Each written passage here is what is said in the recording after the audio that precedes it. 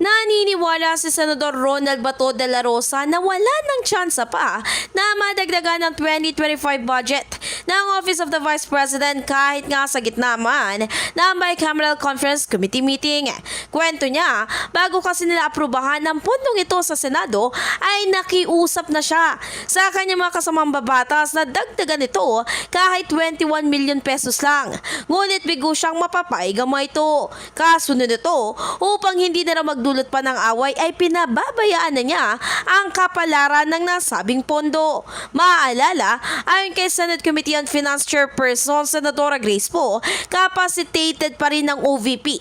Ito ay sa kabilangan ng pagkatapyas ng kanilang pondo. In the heart of changing lives, ito si Brigada Ann Cortas ng 105.1 Brigada News FM Manila, the Music and News Authority.